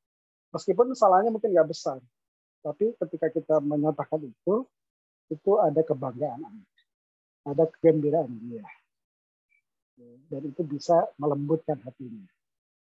Maka ini perlu dicari, ya, perlu ada waktu, prosesnya juga nggak mudah, ya, karena anak mutung itu kalau kita diemin, ini bisa kacau sekolahnya itu.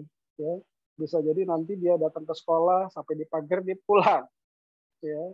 Dia kan nggak masuk ke sekolah, dia pergi dari rumah gitu ya, bawa motor. Ya. Pas kita cek di sekolah nggak ada gitu. Wah ini lebih parah lagi nanti kalau didiamkan. Maka mumpung belum kasusnya mungkin belum berat gitu ya, maka harus dibicarain. Ya, kalau memang membutuhkan pihak ketiga sebagai mediator gitu ya, baik itu guru ya, atau untuk siapa gitu ya, bagusnya sih guru di sekolah ya, maka mudah-mudahan itu bisa dipecahkan ya. Dan orang tua memang harus siap ya, dengan segala hal fakta yang terjadi. Juga jangan malu ya dengan orang lain kalau anak kita itu bandel. Jadi ada orang tua malu banget kalau anaknya bandel itu malu. Sampai kemudian anak-anak itu diomelin. Kamu malu ini ayah. Jadi kalau sama malu, kalau anak bandel itu kita ada sekolah apa, ini memang anak saya seperti ini. membantu, ya, tapi berusaha membantu doa, gitu ya. Dan nggak boleh kita kehilangan kasih sayang. Ya. Sebandel-bandel anak kita itu nggak boleh menghilangkan kasih sayang orang tua terhadap anak. Ya. Tapi nggak boleh kasih sayang itu menyebabkan kita tidak melakukan tindakan apapun untuk memperbaiki anak. Itu nggak boleh juga. Ya. Jadi kasih sayang tetap ada, nggak boleh hilang. Tindakan yang perlu harus kita lakukan. Baik, gitu Bang Ican. Ya, bisa jadi BIP DNF juga menjadi solusi Pak ya untuk memediasi kali Pak ya. Bisa dibantu. Nanti guru BP kayak Bang Ican ini bisa jadi mediator nih. Baik, saya lanjut ya Pak Badoy. Ada lagi pertanyaan, ini cukup banyak. Dari Bapak Lutfi Ghazali. Izin bertanya Pak, apa yang harus orang tua lakukan untuk mensupport anak yang tidak menyukai salah satu mata pelajaran tertentu? Ya, sampai-sampai kalau saat pelajaran tersebut sang anak merasakan menjadi sebuah beban, Pak. Dari Pak Lutfi Ghazali.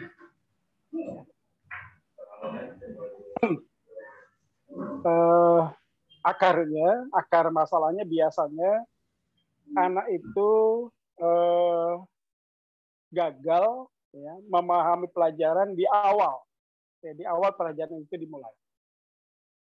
Katakanlah misalnya seorang anak masuk SMP.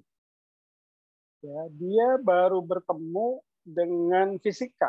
Dulu di SD-nya ketemunya IPA saja gitu misalnya, ya. Tapi di SMP dia ketemu dengan fisika, ketemu dengan kimia. Lalu kemudian dia gagal mengikuti fisika dan kimia, gagal mengikuti pelajarannya. Bisa jadi karena gurunya, cara menjelaskan gurunya kurang cocok, ya, situasi kelasnya ribut. Nah, ketika dia gagal mengikuti bab 1, bab 2, bab 3, bab 4, akhirnya dia merasa, wah, ketinggalan jauh, ya udah deh, gue nggak usah ngikutin aja deh. Nah, itulah awal kebencian seorang siswa terhadap materi pelajaran. Nah, gimana cara penyelesaikannya? Ya. Kalau seandainya masih belum jauh, ya, bisa kita bantu dengan ya, menghadirkan guru yang bisa mengajarkannya dari awal. Dari guru yang bagus sekalian.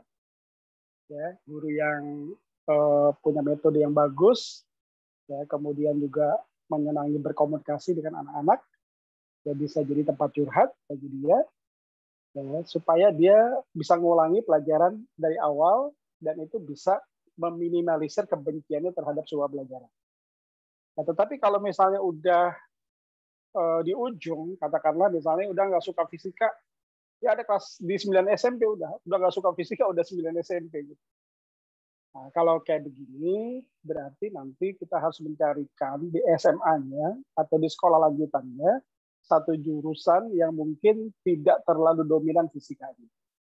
Atau pilih jurusan IPS gitu ya misalnya. Atau pilih apalagi gitu ya yang mungkin fisikanya itu tidak terlalu banyak atau tidak ada sama sekali.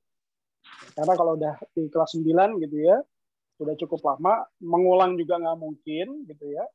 Kemudian merubah pandangan dia terhadap fisika juga udah berat. Ya.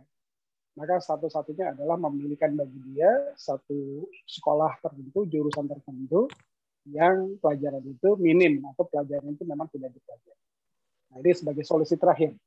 Ya, tapi kalau masih bisa diperbaiki dengan cara menghadirkan pengajar-pengajar yang bagus, ya, dikatakan privat atau di bimbel, ya, mudah-mudahan bisa. Karena situasi kayak begini juga pernah dialami oleh kita di bimbel. Ada anak yang nggak suka banget dengan sejarah gitu ya. Tapi di NF ketika ketemu dengan guru sejarah yang enak, dia menyukai sejarah. Saya kok jadi suka sejarah Kak gitu ya. Padahal nggak suka banget dulu sama guru sejarah. Bahkan ketika dia kelas 12 SMA, dia memilih kuliah sejarah. Dan dia lulus di sejarah. Ya, dia cerita itu gara-gara dia menemukan guru sejarah yang menurut dia enak ngajarnya, sehingga dia bisa mencintai sejarah. Nah, ini beberapa hal yang mungkin menjadi alternatif dari problem yang dihadapi terkait dengan anak yang benci sebuah pelajaran. Tapi kalau masih SD segala macam ini masih sangat mungkin kita perbaiki masih sangat mungkin kita review dan ulang. Pak Ican. Baik. Ya, kadang juga kita menemukan di NFC Pak ya, ada siswa yang dia di sekolahnya tidak suka pelajaran tertentu, tapi pada saat dia belajar di NF karena menemukan pengajar yang pas, jadi sering konsul gitu Pak. Ya.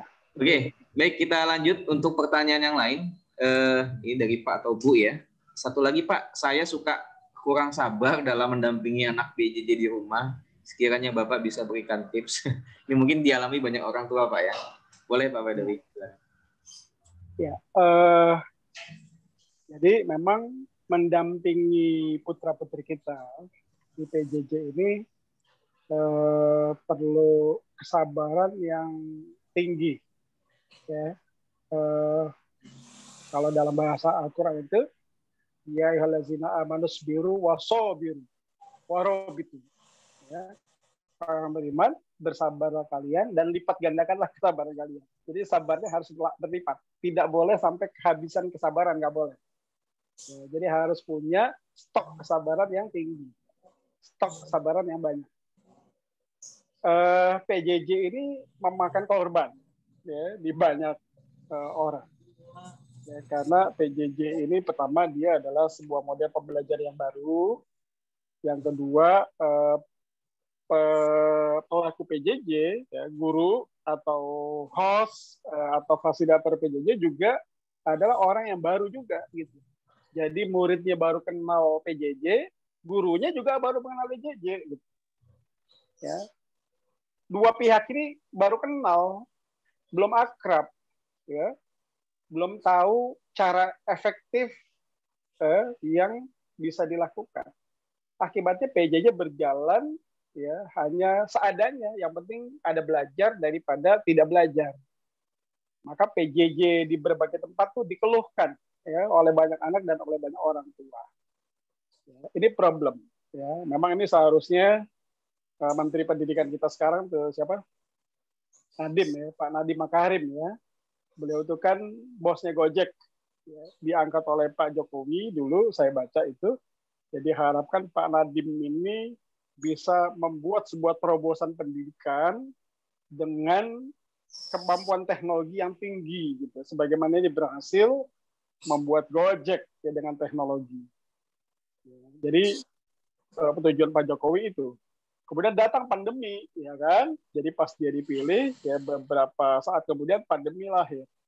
Nah harusnya pandemi inilah yang menjadi tantangan bagi Nadiem, ya, bagaimana dia bisa membuat sebuah pendekatan pembelajaran yang penuh dengan sentuhan teknologi, terutama PJJ. Tapi saya belum, nggak tahu ya, sayanya yang kuper, sayanya yang kurang baca gitu ya. Tapi saya belum melihat metode dari Menteri Pendidikan untuk PJJ kita, gitu ya. Yang seperti apa sih yang bisa dia lakukan? Nah ini sebenarnya tugas dari Kementerian Pendidikan. Nah, tetapi sebagai orang tua yang mendampingi anak, ya memang mau tidak mau kita harus punya strategi, punya kiat. Ya, salah satunya ya, mendampingi anak di dalam PJJ itu tidak harus mengajarkan anak. Jadi beda. Mendampingi itu bukan menggantikan guru mengajarkan. Tapi bagaimana tadi kita sebagai orang tua menjadi motivator, fasilitator, bahkan harus menjadi jembatan ya, antara anak dengan guru. Ya. Jadi jembatan. Ya. Karena kita bukan pengganti guru. Ya. Guru nggak usah digantiin perannya itu. Tapi kita menjembatani antara guru dengan anak kita, ya, sehingga problematika anak kita itu diketahui oleh gurunya, diketahui oleh sekolahnya, sekolah bisa memberikan perbaikan, dan kita juga bisa melakukan perbaikan sesuai dengan saran dari sekolah. Oh Pak, sebagai orang tua Bapak harus seperti ini dalam pembelajaran kami misalnya. Nah itu yang harus dilakukan, termasuk dengan Nurul Fikri. Ya. Jadi tulis aja kira-kira apa problemnya dari Bapak ketika PJJ. Nggak sabarnya itu kenapa? Nggak sabar di dalam memberikan motivasi, nggak sabar karena anak itu nggak mau belajar, nggak sabar karena anak nggak ngerti, nggak sabar karena macam-macam. Nggak sabarnya itu karena apa? Ya, maka nanti dipetain itu. Ya, sehingga nanti akar masalahnya apa, berarti nanti cari solusinya seperti apa. Ya, karena memang orang tua tuh darah tinggi juga ya ketika ngelihat anak-anak itu PJJ, ya, udah ngabisin kuota gitu ya, hasilnya juga tidak optimal. Ya, banyak anak yang zoomnya nyala ini, kameranya dimatiin, tapi orangnya nggak ada, ya, orangnya nggak ada, ya. Gurunya nyangka masih ada aja anak itu. Ya, nah ini juga problem. Ya. Nah, oleh karena itu kita petain aja ketidaksabarannya itu karena apa kita melakukan apa dia, ya. Sehingga nanti kita tahu kira-kira alternatif solusinya apa. Gitu, Bang Ican. Maaf ya kalau jawaban-jawaban saya mungkin belum bisa memuaskan ya dari Bapak Ibu semua. Baik. Oke, ya mungkin kalau Bapak Ibu ada yang ingin menambahkan boleh ya Pak Badawi nanti ya di akhir ada yang ingin menambahkan tips dan trik karena kan ini juga dialami oleh kita semua. Nah, ada pertanyaan lagi Pak.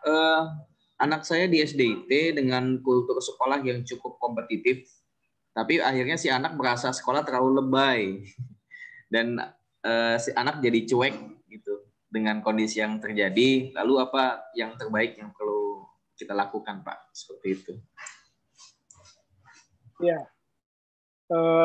ya perlu didefinisikan dulu di terlalu lebay itu maksudnya apa? Ya, apakah anak dengan kompetisi yang seperti itu dia merasa tertekan? Ya misalnya kompetisinya terlalu sengit ya, sedangkan dia bisa jadi merasa dia tidak sepinter teman-temannya misalnya, ya, sehingga dia merasa nih sekolah lebay banget nih, apa sekolah begini-begini amat apa sih, nggak harus begini kayaknya gitu ya. Nah, jadi harus kita lihat lebaynya itu apa, karena apakah sekolah menghidupkan suasana kompetisi tapi mematikan suasana kooperasi. Jadi ada kompetisi, ada kooperasi. Kooperasi ini kolaborasi ya. Zaman ini bukan hanya zaman kompetisi, tapi zaman kolaborasi. Jadi anak-anak itu diajarkan berkompetisi, tapi harus siap berkolaborasi. Ya. Kompetisi murni itu zaman dulu ya. Tahun 80-an 90-an tuh kompetisi ketat. Tapi hari ini kompetisi itu sudah diimbangi oleh kolaborasi. Jadi kemampuan bekerja sama. Karena orang merasa sadar bahwa dia tidak bisa bekerja sendirian. Dia tidak bisa memenuhi kebutuhannya sendiri. Dia harus bekerja sama dengan orang lain. Maka kemampuan yang diajarkan oleh sekolah kepada anak bukan kemampuan kompetisi saja, tapi kemampuan bekerja sama dengan orang lain, bersinergi dengan orang lain. Sehingga bisa memahami orang lain dengan baik. Nah, kalau nggak diajarkan ini, maka kompetisi hanya akan melahirkan orang yang kalah, ya, sedih dia kalah, yang juara dia akan menjadi sombong. Jadi kalau nggak orang yang putus asa, orang yang sombong saja udah dua yang lahir dari sebuah kompetisi murni. Tapi kalau kompetisi itu dibentuk, ya, kemudian diimbangi dengan kolaborasi, maka setiap orang merasa tidak jumawa dengan kehebatannya karena dia masih membutuhkan dukungan pihak lain. Nah, jadi sekolah yang baik itu adalah yang menyuntikkan semangat berkompetisi dan kemudian mengajarkan ya sebuah sikap berkolaborasi. Nah, mungkin anak-anak kita itu ya tidak disiapin berkolaborasinya. Sehingga ketika dia kalah dalam kompetisi, dia menjadi putus asa dan dia menganggap sekolah ini lebay. Gitu ya. Gitu mungkin Bang Ican. Tapi saya nggak tahu ya, ini baru apa ya? Baru asumsi saya ya. Baru asumsi saya, bisa jadi kompetisi yang dimunculkan adalah kompetisi murni kayak pasar bebas gitu ya. Sementara anak tidak disiapkan untuk berkolaborasi, bekerja sama, karena dunia hari ini adalah dunia kolaborasi. Ya, gitu. Ya, dunia di mana tidak mungkin kita bisa unggul sendiri tanpa ya, bantuan pihak lain. Baik. Itu Bang Ihsan. Baik. Masih ada dua pertanyaan terakhir Pak Badawi. Ini hampir sejenis sih dengan kedua-duanya. Pertama itu mengenai jika sudah terlanjur memilih jurusan IPS di SMA, bisakah untuk memilih jurusan eksak di perguruan tinggi, mungkin di PTN maksudnya gitu.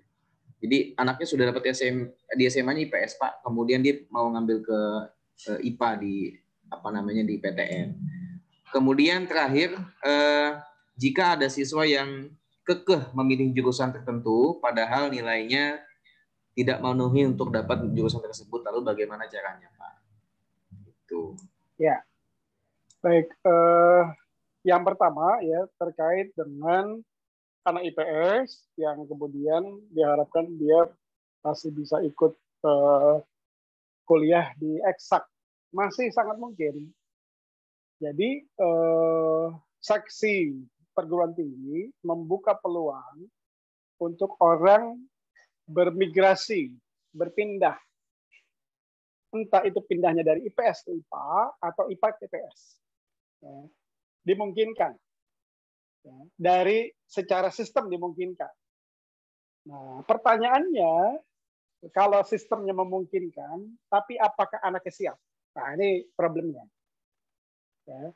Kalau dia masih di kelas 11, ya, masih di kelas 11, katakan dia sekarang ini duduk di kelas 11, tapi keputusan orang tua dan dia, ya, kuliahnya nanti mau di IPA, di eksak, maka harus diambil keputusan cepat. Ya. Di sekolah tetap, kalau di sekolah nggak boleh pindah jurusan, ya saya nggak tahu apakah masih boleh pindah jurusan kalau di sekolah. Kalau di sekolah boleh, pindah aja jurusan. Tapi kalau di sekolah nggak boleh pindah jurusan, berarti dia harus belajar ilmu eksaknya untuk menghadapi tes ya, masuk perguruan tinggi dari kelas 11 supaya nggak tertinggal. Caranya gimana? Masuk NF. Ya, masuk NF, nanti masuk kelas eksak. Ya. Tetapi beban belajar dia menjadi double. Ya, dia harus belajar eksaknya di sekolah, ya, untuk menghadapi ulangan harian, menghadapi kenaikan kelas, gitu, ya, dan harus belajar IPS-nya untuk menghadapi SBM PTN. Ya, kira-kira kuat nggak anak itu belajar double? Ya, tergantung anaknya. Tapi di NF yang punya motivasi besar, banyak dan sukses. Tapi yang gagal juga ada. Ya, nah, ini resiko-resiko yang harus diambil oleh kita ketika ingin migrasi jurusan. Itu kira-kira Bang Ica. Yang kedua terkait dengan apa tadi yang terakhir yang lupa saya. Bang Isan, yang terakhir apa? Iya, bagaimana jika siswa kekeh memilih jurusan tertentu padahal nilainya tidak memenuhi? Oh iya. Jadi gini, di SBMPTN itu memang panitia tidak melihat minat. Ya, panitia hanya melihat kemampuan akademik, nilai. Ya. Jadi nggak ada minatnya dilihat gitu ya, suka atau nggak dilihat. Kalau nilainya cukup lulus, nilainya nggak cukup nggak lulus, meskipun dia minat. Karena panitia tidak pernah mempertimbangkan minat peserta. Nah, kalau seandainya nilai seorang anak nggak cukup di sebuah jurusan, berarti peluang lulusnya kecil. Ya, kalau dia paksakin milih, resiko tidak lulusnya besar. Maka yang perlu dia lakukan adalah dia harus membaca ya jurusan-jurusan lain yang dia punya peluang lulus. Gimana kalau dia nggak berminat? Ya, baca dulu. Kadang-kadang siswa mengatakan tidak berminat, padahal dia tidak tahu jurusan itu. Atau dia tahu tapi salah. Misalnya ditanya ke siswa, kamu kenapa nggak berminat ngambil jurusan ilmu perpustakaan? Apa jawaban anak-anak ditanya tentang ilmu perpustakaan? Saya nggak minat karena nanti ya, kalau kerja saya jadi penjaga perpus. Ya.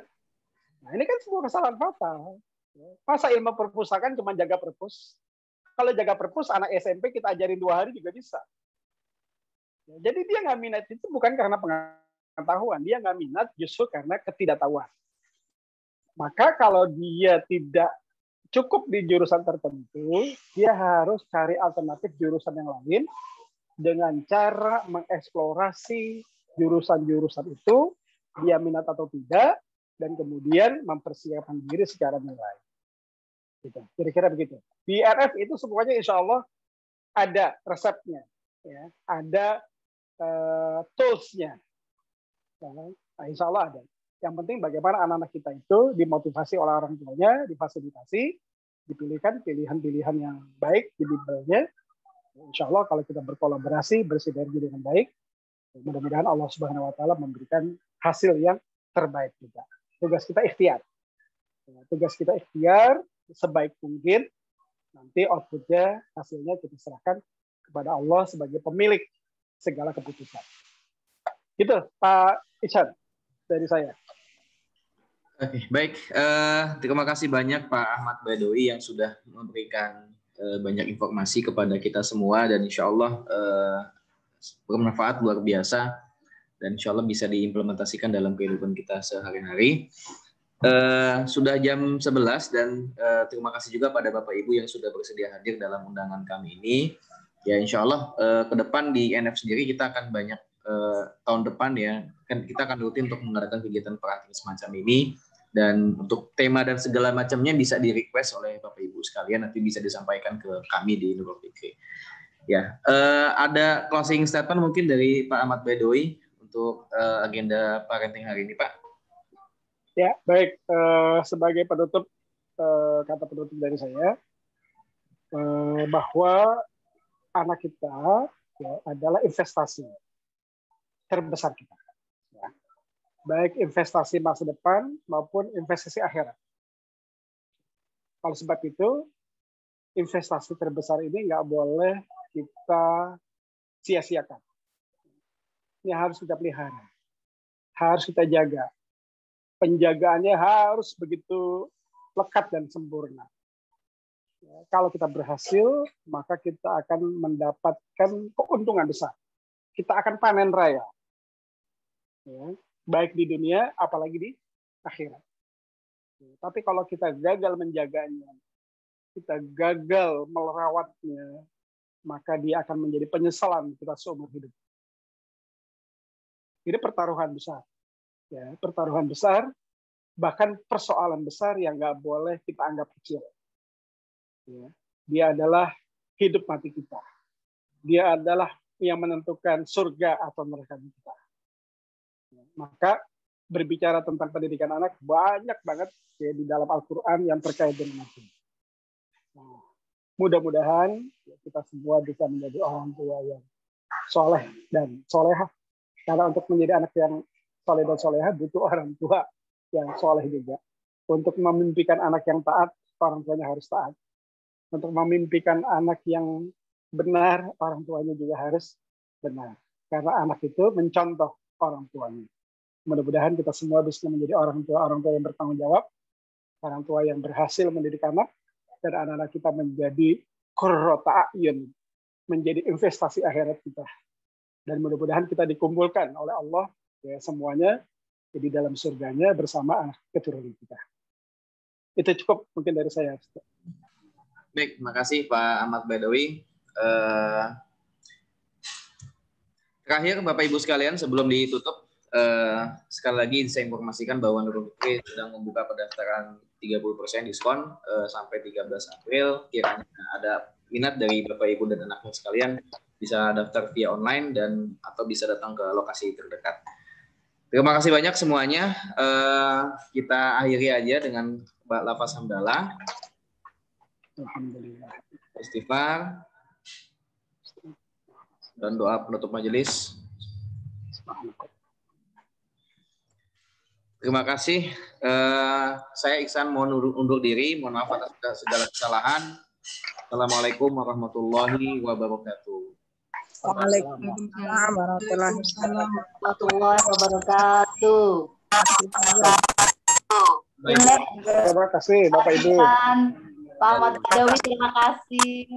Ya, sama-sama. Ya, Kak. Semoga acara ini tetap berlanjut ya Kak. Ya, amin. Insyaallah. Makasih Ibu. Ya, amin. Insyaallah. Makasih, Ibu.